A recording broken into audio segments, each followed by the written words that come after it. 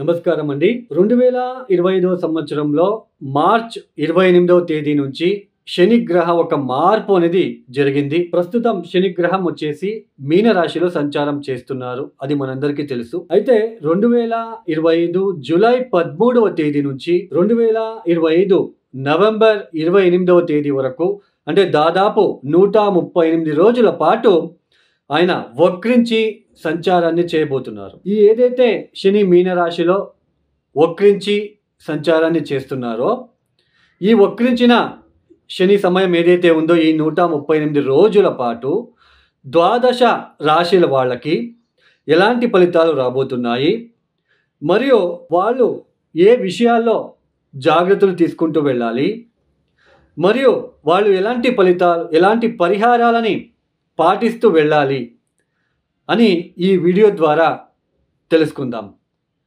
ముఖ్యంగా నేను ఏదైతే ఈ వక్రించిన శనిగ్రహ వలన ఇలాంటి ఫలితాలు రాబోతున్నాయి అని చెప్తున్నానో ఇది దేని బట్టి అవి పూర్తిగా శుభ ఫలితాలు వస్తాయా లేదా మనకి అశుభ ఫలితాలు వస్తాయా అని మనం ఎలా తెలుసుకుంటామంటే అష్టక వర్గ బిందువులు. ఎవరి జన్మ జాతకంలో అయితే మీ వ్యక్తిగత జాతకం ఒకసారి చెక్ చేసుకోండి. మీ మీన రాశిలో శని గనక 0, 1, 2 బిందువులు గనక ఇచ్చి ఉంటే వాళ్ళు చాలా జాగ్రత్తగా ఉండాలి. వాళ్ళకి అశుభ ఫలితాలు వచ్చే సూచనలు ఎక్కువగా ఉంటాయి అని అర్థం. ఎవరి జన్మ జాతకంలో అయితే శని 3, 4 అష్టకవర్గ బిందువులు గనక ఇచ్చి ఉంటే వాళ్ళకి కాస్త మంచి ఫలితాలు రాబోతున్నాయి అని అర్థం. అంటే కాస్త కొంచెం రిలీఫ్ అనేది ఉంటుంది. పూర్తిగా నెగిటివిటీ ఉండదు, అంటే పూర్తిగా చెడు కూడా ఉండదు, పూర్తిగా శుభం కూడా ఉండదు. మీడియం రిజల్ట్స్ అనేది మిక్స్డ్ అనేది ఉంటుంది. 0, 1, 2 అంటే పూర్తిగా అశుభ ఫలితాలే ఎక్కువగా ఉంటాయండి.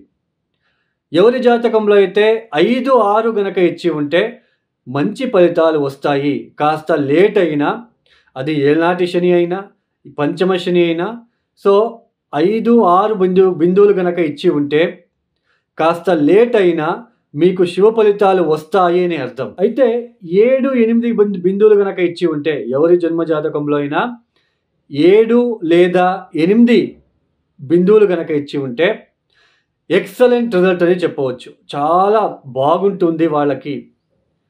వాళ్ళు ఎంత ఇబ్బందులు పడినా ఫైనలీ వాళ్ళు ఈజీగా సక్సెస్ అనేది సాధిస్తారు అని అర్థం. ఓన్లీ 0, 1, 2 బిందువులు ఇచ్చి ఉండే వాళ్ళకే ఎక్కువ ఒడిదొడుకులు, ఇబ్బందులు, కష్టాలు అనేది వస్తూనే ఉంటాయండి. సో అష్టకవర్గ బిందువులు చాలా ఇంపార్టెంట్. సో ఈ ఒక అష్టకవర్గ బిందువులని మీరు చెక్ చేసుకుంటే మీకు ఈజీగా అనేది, అంటే ఈ ఫలితాలు ఎలా వస్తాయనేది ఈజీగా అర్థమవుతుంది. ఇక ఒక రాశి గురించి మనము తెలుసుకుంటూ వెళ్దాం.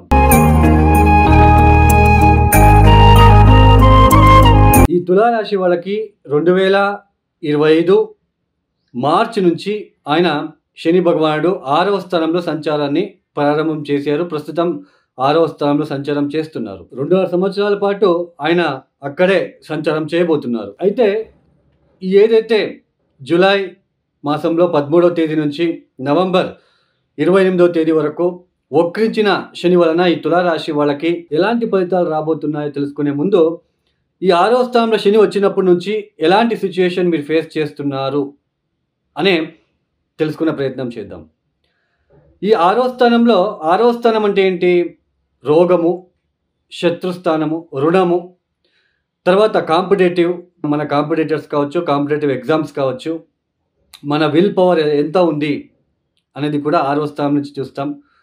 మన ఫిజికల్ ఫిట్నెస్ ఎలా ఉంటుంది కూడా అది 6th హౌస్ నుంచి చూసుకుంటాం.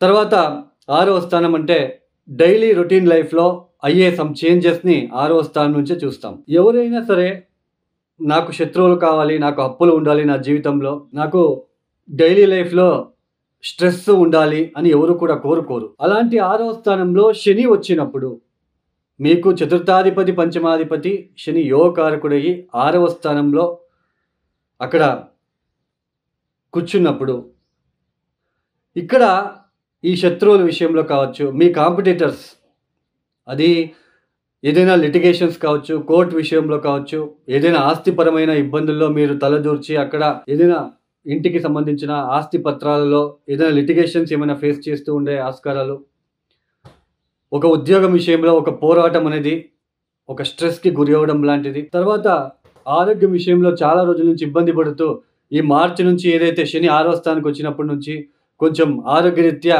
మేలుకోవడం లాంటిది, కోలుకోవడం లాంటిది. సో ఇలా శని 6వ స్థానంలో మీకు మంచి శుభ ఫలితాలను ఇస్తారు. అంటే ఈ 6వ స్థానంలోకి రాగానే ఏదో ఒక లిటిగేషన్ వాటి మీద ఫైట్ చేయాలి, ఫైట్ చేసే ప్రమేయము, అప్పులు రుణాలు తీసుకొని ఉంటారు, ఆ రుణాలు తీర్చే ఒక ప్రయత్నాలు చేసుకోవడం, ఇప్పుడు డైలీ రొటీన్ లైఫ్లో సమ్ చేంజెస్ని చేసుకొని ముందుకు సాగడము, వీటిలో అన్ని విషయాల్లో కూడా శని మీకు మంచి ఫలితాలు ఇస్తూ ఉన్నాడు. ఆరోగ్యం బాగలేక ఇబ్బందులు పడుతున్న వాళ్ళు ఇప్పుడు 6వ స్థానంలో శని వచ్చినప్పటి నుంచి కొంచెం కోలుకుంటూ ఉంటారు. అయితే ఈ జూలై 13వ తేదీ తర్వాత ఏదైతే శని వక్రించి నడకని ప్రారంభం చేస్తున్నారో, ఈ 138 రోజులలో ఇప్పుడు ఏదైతే ఆరోగ్యం విషయంలో కావచ్చు, అప్పుల విషయంలో కావచ్చు, ఏదైనా కాంపిటీటర్స్ విషయంలో కావచ్చు, మీ శత్రువులు కావచ్చు, డైలీ రొటీన్ లైఫ్లో మార్నింగ్ నుంచి ఈవినింగ్ వరకు, ఫర్ ఎగ్జాంపుల్ స్త్రీలు మార్నింగ్ నుంచి ఈవినింగ్ వరకు నేను ఒక్కడే కష్టపడుతున్నాను, ఎవరు నాకు సహాయం చేసేవాళ్ళు లేరు, అన్నీ నేనే చూసుకోవాలి అనే ఒక ఇరిటేషన్ ఇప్పుడు ఈ సమయంలో ఎక్కువ అవుతూ ఉంటుంది. ఆరోగ్యం బాగాలేక ఇబ్బందులు పడి శని 6వ స్థానంలోకి వచ్చినప్పటి నుంచి ఏదైతే కోలుకుంటూ ఉంటారో, మళ్ళీ ఏదో ఒకటి ఆరోగ్య సమస్యల పట్ల ఒక వార్ లాగా, ఒక యుద్ధం లాగా చేసే ఒక ఆస్కారాలు, మెంటల్ టెన్షన్స్ పెరగడం లాంటిది. తర్వాత డైలీ రొటీన్ లైఫ్లో మార్నింగ్ నుంచి ఈవినింగ్ వరకు మీరు ఏదైతే పనులు చేస్తూ ఉంటారో ఆ ప్రతి పనిలో కూడా ఒక యుద్ధం లాగా మీకు అనిపిస్తూ ఉంటుంది. ఈ సమయంలో ఒక నేను ఏదో యుద్ధం చేస్తున్నాను అని అనిపిస్తూ ఉంటుంది. ఈ సమయంలో తల్లితో కావచ్చు, కౌటుంబిక వ్యక్తులతో కావచ్చు, కొంచెం డిస్టర్బెన్సెస్ లాంటిది క్రియేట్ అవ్వడానికి కూడా ఛాన్సెస్ ఉంటుంది. 6వ స్థానంలో శని వచ్చినప్పుడు మీకు శత్రువుల ద్వారా, మీకు ఎవరైనా శత్రువులు అంటే న్యూట్రల్ అయిపోతారు, మిమ్మల్ని చూసి ఆరోగ్యంలో కొంచెం కోలుకుంటారు. కాంపిటేటివ్ ఏదైనా ఇంటర్వ్యూకి వెళ్ళినా మీరు ప్రయత్నపూర్వకంగా చేసి మీరు మంచి సక్సెస్ని సాధిస్తారు ఇంటర్వ్యూలో. ఇలా అన్నీ కూడా మంచి జరుగుతూ ఉన్నప్పుడు ఆయన వక్రించినప్పుడు ఏదో ఒక విషయంలో, ఏదో అప్పులు కావచ్చు, ఆరోగ్యరీత్యా కావచ్చు, డైలీ రొటీన్ లైఫ్లో కావచ్చు, ఇలా ఏదో ఒక విషయంలో ఒక యుద్ధం లాగా నేను యుద్ధం చేస్తున్నానేమో అన్నట్టుగా మీరు ఫీల్ అవుతూ ఉంటారు. దూకుడు స్వభావం అనేది పెరిగిపోతూ ఉంటుంది. ఈ సమయంలో ఎవరైనా మిమ్మల్ని పాత సమయంలో వెనక్కి ఎప్పుడైనా ఎవరైనా డిస్టర్బ్ చేసి ఉంటే, ఈ సమయంలో మళ్ళీ వాళ్ళు డిస్టర్బ్ చేయడానికి వస్తే వాళ్ళని ఒక వార్ లాగా కొట్టడానికి వెళ్ళే ఒక ఆస్కారాలు కూడా ఉంటాయి. ఇట్స్ డిపెండ్స్ ఆన్ అష్టకొర్గ బిందువులు దశా పీరియడ్.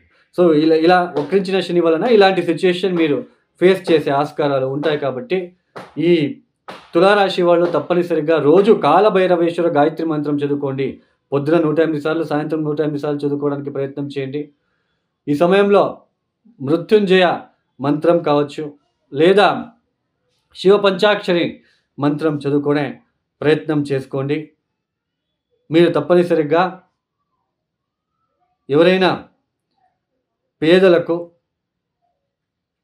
లేదా వృద్ధాశ్రమాలకి మీకు తగిన సహాయ సహకారాలని మీరు అందించడానికి ప్రయత్నాలు చేసుకోండి.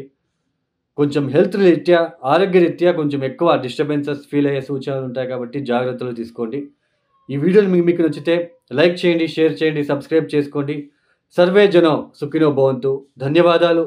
జై శ్రీరామ్.